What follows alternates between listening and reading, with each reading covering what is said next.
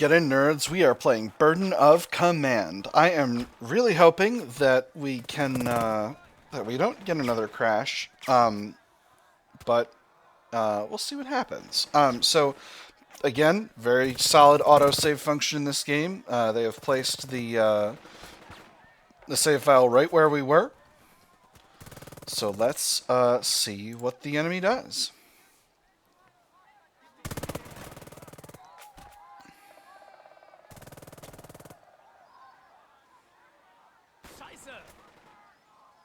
Oh, they're yelling swears! Really? Just from rallying, huh? Interesting. Well, I fully acted with Lieutenant Stern. Rao is out of actions. Lieutenant Dearborn is chilling and vibing. I could rally his squad here. Has this squad been rallied? Well, no, because the turn has gotten down to, this is the final turn here. So unless the enemy can really mess with me, a long-term rally is not necessarily needed. So I'm gonna hold where I am. I'm gonna hold where I am, and we'll see what the enemy gets up to.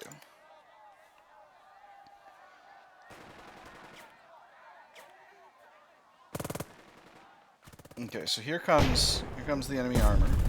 As before, they're gonna pound Rao and the bazooka squad that he's sitting in. And that's probably going to continue. Yep.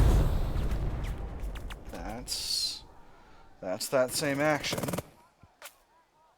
Same thing they did last turn.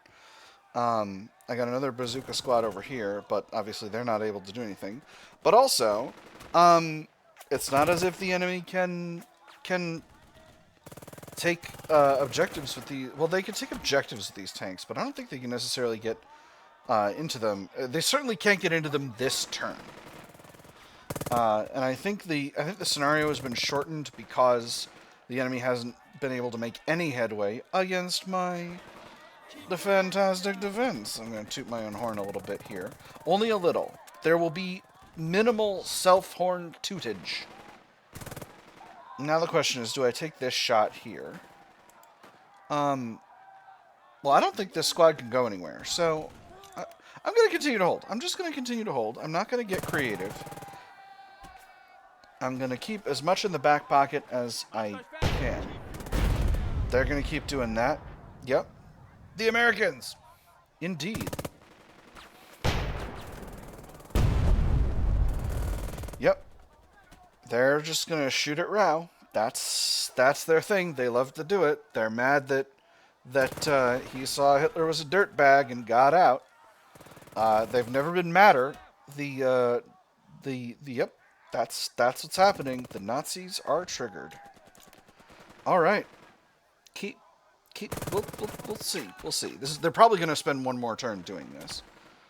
Okay, so that guy rallied that squad. Now he's going and probably rallying that squad. Can I tell?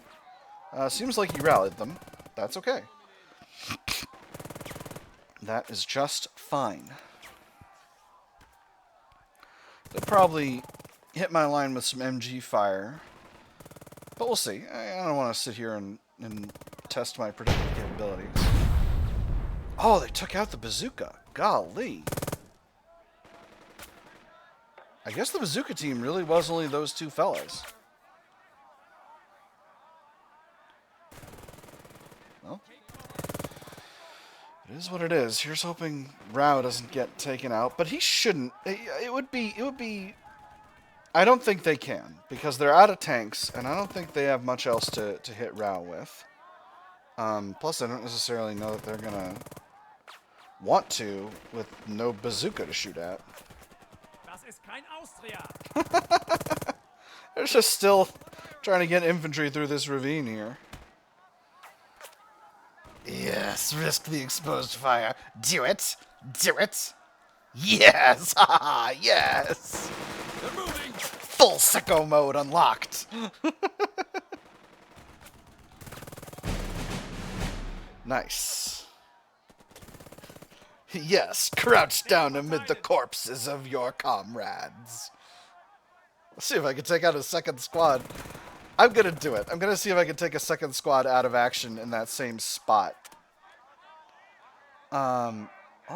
Does Dearborn have Pour It On? He does not.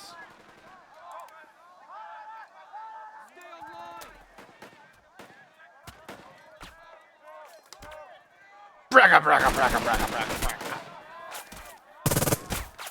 Well, they managed to shoot back. And do some suppression tuning. That's a surprise. But I just dealt a bunch of suppression over here, which is also a surprise. Do I do it again? I think the answer is yes.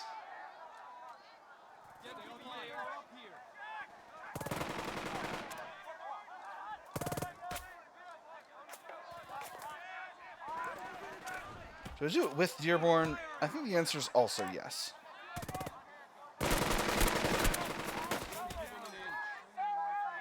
They didn't manage to shoot back this time. Did deal some more casualties. Ooh, and I got a little bit of trust out of it. That's very good. Building up extra trust is useful. I'm not going to go too buck wild over here, because I don't want any surprises. Although, temptation size is large. But we'll see. What's the enemy got to offer this round, this leader round? I don't actually need to take this squad out of action. I just thought it would be kind of fun. Oh man.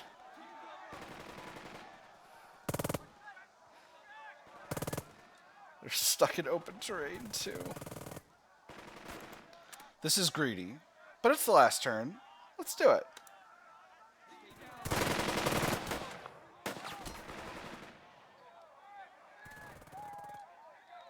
Didn't take him out of action. That's okay. That's okay. These things happen. Alright. That is all I'm going to do this leader turn. Enemy going to do anything?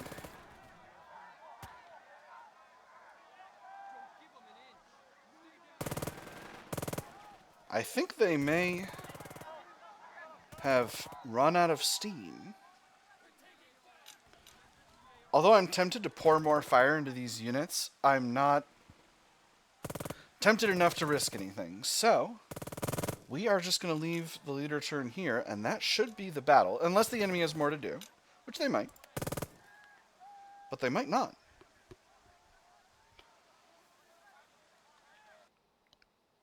Beautiful. German attack repulsed. The mission, major victory. The men, major victory. Very light casualties. Excellent. Oh man, defending ground that's all muddy and messed up is it turns out you have a significant advantage. I'm not going to sit here a civilian at my computer and say it's easy, but you have a significant advantage.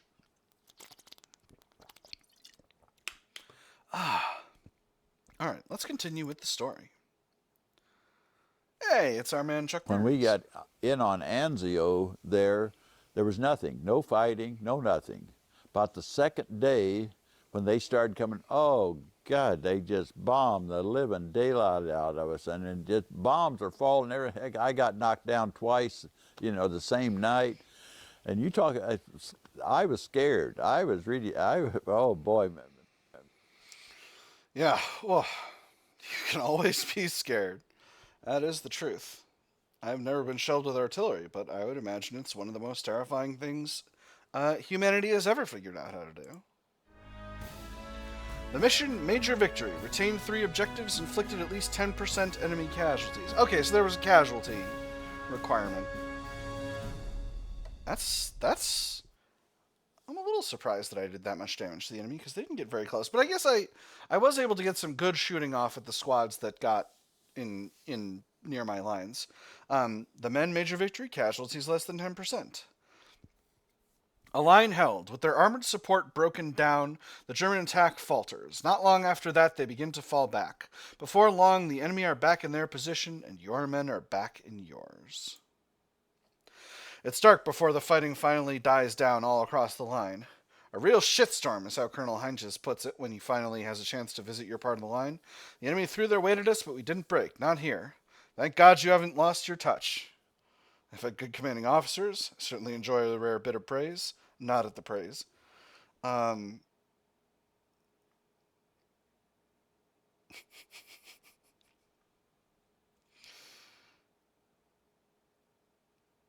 Let's be nice. Heintges is a good dude. He gets a little acrimonious when things go badly, but you know, things went well. Things have gone well for the past 2 battles, so I've had good commanding officers. Bill Rawson certainly was one, Heintges says, and then turns back to you. Get some rest. Make sure your men are all dug in tight. These attacks are going to keep coming. The sun goes down and the shooting stops. Somewhere to the west there's an artillery duel going on, but that must be miles away. Grant eases into the ditch that leads to your command post, and behind him is a figure you haven't seen since Morocco. Miss Magrina, acknowledged Miss Magrina. Miss Magrina! Hello again, Captain, Miss Magrina says, as the pair make their way over. Fancy meeting you here in sunny Italy. Her army jacket is flecked with mud, and the leather satchel slung over one shoulder has taken a year's worth of war.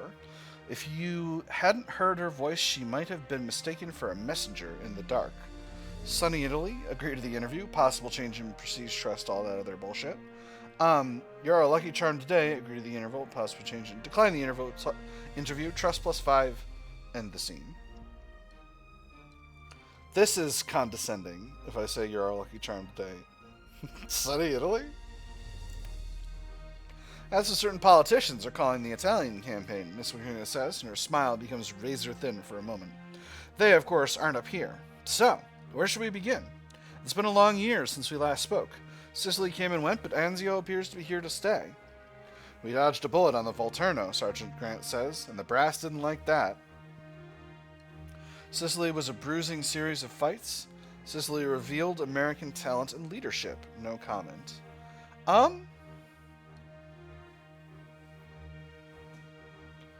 Sicily did reveal American talent and leadership. I made some mistakes, but America as a whole performed excellently. You prepare to cover the toll of the Sicily campaign. Compared to other units, the company got off lightly. Miss Magrina extracts a notepad wrapped up in wax paper. Without pause, she produces a pen, flips open the pages with the aid of a shiny little bookmark, and begins to write. How can you write in the dark? First Sergeant Grant asks. Practice, she replies. Once you've said your piece, she glances back up. So tell me, Captain, your company came ashore at Anzio, and we failed like so many others? We had an ordinary if heroic fight. Anzio, mud, lice, and Germans. Let me see. Our first assault in the Anzio landing was the one where we tried to rescue the Rangers. We fought that one to a draw.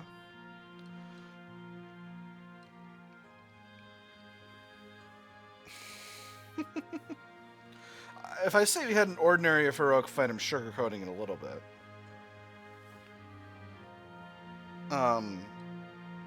Or I could say we failed like so many others. I don't think we failed. I'm going to say we had an ordinary if heroic fight. You spin a tale about coming up against German Tiger tanks, not unlike the one you fought today. It's quite a tale. She writes rapidly, then pauses. General Lucas, commander of the Anzio effort, was removed from command just last week, Miss Magrina notes. Was he too cautious with the initial invasion? Should he have pushed the Alban Hills quickly? He was overly cautious, but not without reason. We're pinned down here because of him. We never had the initial strength to push inland, to say nothing. So, there's good... I think the received wisdom on this is that he was overly cautious. Rick Atkinson has said there's some... that there's... research says probably not. I'm just going to go with he was overly cautious, but not without reason. The diplomatic answer, Mr. Green notes, what happens now? We fight and die for yards until summer. It's a waiting game until we can strike. We rescue one pilot a day. We rescue one pilot a day. I think this is good. This is a good, fun answer. But this is the real answer. It's a waiting game until we can strike. You know how it'll go. Can't roll forward, can't be pushed back. And then there's the mud. Well, unlike last time, I think the censors will appreciate this interview. Publish or perish. Get your Anzio experiences published by Miss Magrina. Nice. Got a little achievement down there. Miss Magrina... Well, unlike last time, I think the censors will appreciate this interview, Miss Magrina says as she slips her shiny bookmark between a fresh set of pages. Can't say if it'll get into Stars and Stripes or even Yank, but the Prime Tribute will certainly publish it, and posterity, I think is what she means to say, will remember your words. What's next for you? Grant can escort you back to Anzio. Hope to see you again. What's next for you? I'm doing a tour, Miss Magrina says. Her notebook is returned to its wax wrapping and tucked away. As many units on the line as I can before the sun comes up and the shelling begins. Good luck, Captain. I hope this goodbye isn't forever. As if on cue, artillery thunders in the dark. Interview accepted. Prestige +3. That's nice. Trust -10. That's not great. Combat fatigue -15. That's all right. Realism -1. That's interesting. Not sure what was the cause of that, but you know, it is what it is. Sometimes your way of looking at things changes. A unit using the creep order automatically passes morale checks when moving under fire. Alright, let's aid our men. We got a little longer, so let's do some of the interactive fiction here. So, did I actually manage to get through this with no casualties? In my platoon proper. I lost a whole bazooka squad, but the bazooka squad was only 2 men. Alright, so I'm definitely going to reduce stress by 1 at a cost of 2 loyalty for this MG unit. Oh, the MGs really did their, really paid for their rations this time. I seem to have lost some replacements. That's not, I don't love that. I don't know why that happened. I've got some prestige and loyalty to dish out. Let's get some more stars into weapons platoon. Now, how are things going for Dearborn's other squads? We got good. We're sitting pretty at 4 stars for each of these units. Lieutenant Rao's first squad is still at 3 stars. I'm gonna spend some loyalty and prestige getting them their 4th star. First platoon's squads are all kicking around at 4 stars. And that's looking really good. Having 40 prestige in the pot makes me happy. Again, I'm not sure what's up with my replacements going kind of missing, but that is what it is. Lieutenant Dearborn's got a nice shot in the arm trust-wise. Lieutenant Thompson doesn't have the experience I would like him to have, but I'm not going to spend prestige on that when I'm going to need it for replacements and for other stuff. Well, I don't know. Let's throw a little bit more experience into these squads. I don't know if I'm making a mistake here. If I spend 10 prestige, I could get Thompson up to 2 stars. I don't think that's necessarily the right call. It's a lot of prestige, and I need that for experienced replacements, because I'm going to take casualties. I'm going to spend a little bit more on first squad of 2nd platoon and first squad of 3rd platoon. Just give them a little bit extra experience. And I should be good to go after that. Again, I got pretty good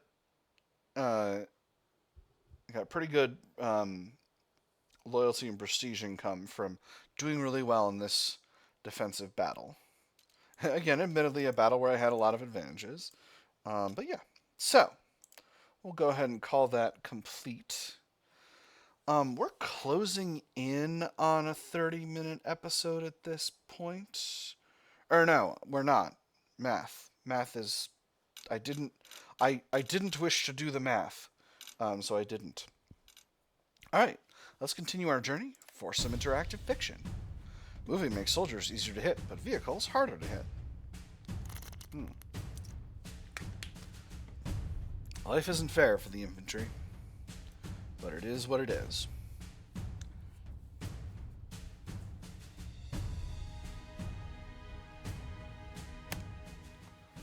Anzio fortifications. Not seeing a soft ground indicator this time, so maybe it's spring. 3rd March, 1944. Anzio mud. Not soft ground, mud. We're back. Now came a strange 3-month period which no one who was there will forget. The static war at Anzio, or as some called it, the Sitzkrieg. By now, everybody was used to living in holes. Anyway, as used to it as you can get. When we could, we'd put in the time on improvements. We used to say we had all the comforts of home, provided you lived in a muddy hole in the ground back home. What a mood. Within the reduced area of the beachhead, there was now no corner which was out of range of enemy artillery. Like industrious moles, the Anzio forces in the field moved themselves underground.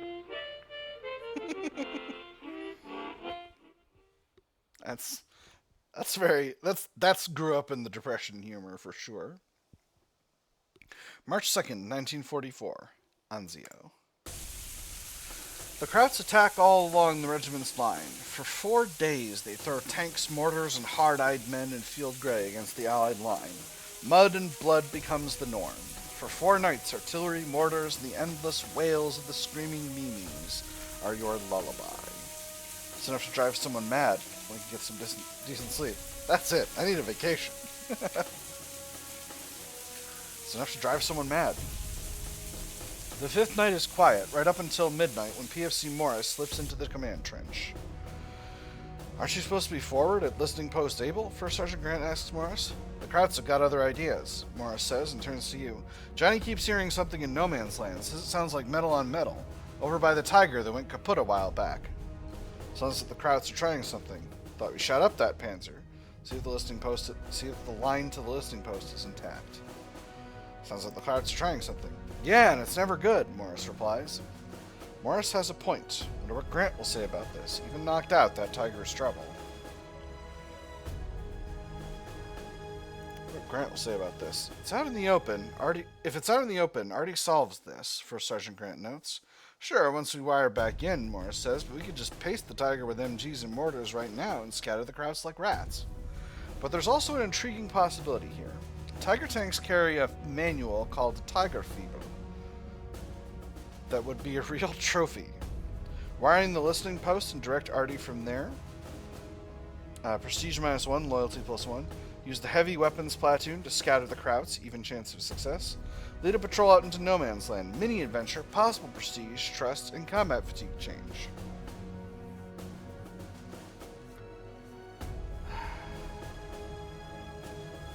I mean, I have to take the mini adventure, right? We're out here for this kind of thing. Yeah, let's do it. Lead a patrol. An early patrol with you in the lead, First Sergeant Grant asks. The moon will still be up and bright, Captain. Good for Mitchell's artwork, even if you can't tell a Tiger from a Mark IV, but bad for everything else. You gesture skyward at the 3/4 moon overhead. It's bright, all right. The patrol invariably wait to go out until after it is set.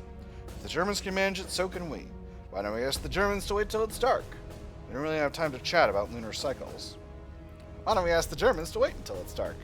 This war would be a lot easier if they did requests, First Sergeant Grant notes. I'll grab the guys that were due to go out on patrol. The men of 1st Platoon 3rd Squad arrive at a run. The redoubtable Sergeant Koenig takes in your plan readily. His assistant squad leader, Corporal Baxter, is quick to point out that rifles and faces are not yet blackened. After all, the patrol was going to be later. Blacken everything, a glint could give us away, costs time, provides stealth. Contact regiment, arrange a distraction barrage. High chance to cost time, allows for a distracting barrage. Arrange for covering fire via flare. Costs time, gain covering fire on command. Or go. We'll take the time to blacken everything. PFC Baxter gives you a hand gives you a hand, and the two of you quickly blacken everything you can, from buttons to buckles. Out there, every glint paints a target on you and the patrol. It takes longer than you want, but there's no substitute for getting this part right. Time passes, stealth increases. Contact regiment, arrange a distraction barrage. Costs. Okay, so we have the other options here. I'm going to arrange for covering fire via flare. You have Corporal Baxter bring over stern and arrange for mortars and MGs to fire when a red flare is sent up.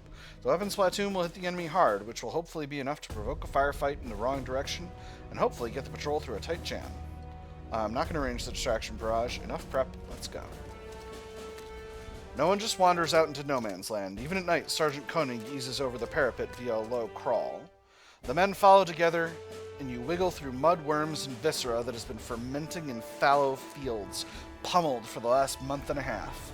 Wilson might have had a few things to say about this, but sadly he is forever silent on the matter.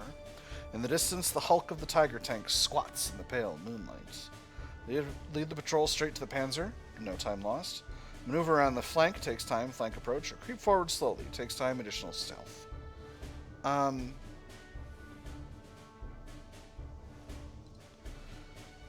We'll creep forward slowly to take additional stealth. Slow and steady will win this race, especially because quick and obvious will get a runner shot.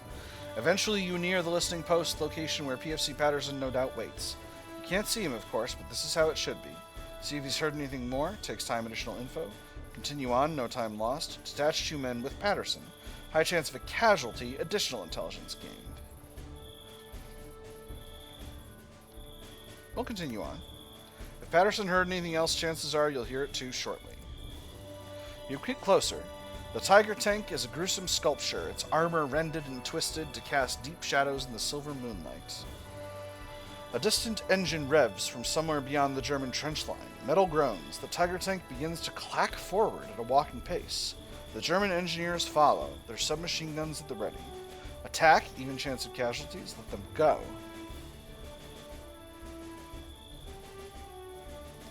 Not going to risk casualties in a bad position like this. Let them go.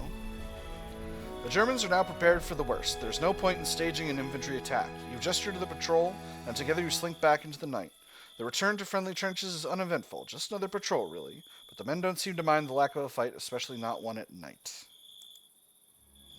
In the morning, you pay a visit to the battalion CP in order to bring them up to speed about the enemy's interest in the Tiger tank hull. It's just a couple 100 yards away, but somehow the coffee is better, and the men you bring with you as aides can enjoy a brief respite. But this time the guard outside the war room studiously observes the gray skies, even though his ears are pricked up towards the tent flap where commanding voices argue.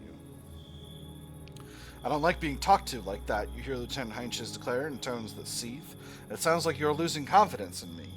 The sentry finally notes you and, lips taut, gives a warning shake of his head. Oh boy, I gotta listen to this. I'll step back and wait for the colonel to finish. Eavesdrop discreetly.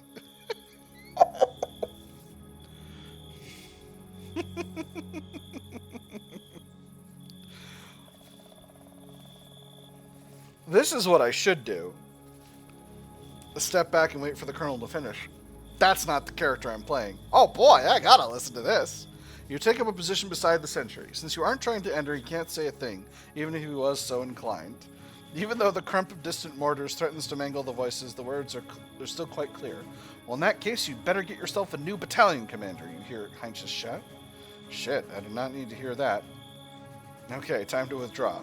I missed the juicy details. You don't have to wait long. There's the rattle of a phone being slammed into its cradle. Colonel Heintges steps out, jaw clenched and features red. He barely seems to acknowledge you as he storms past.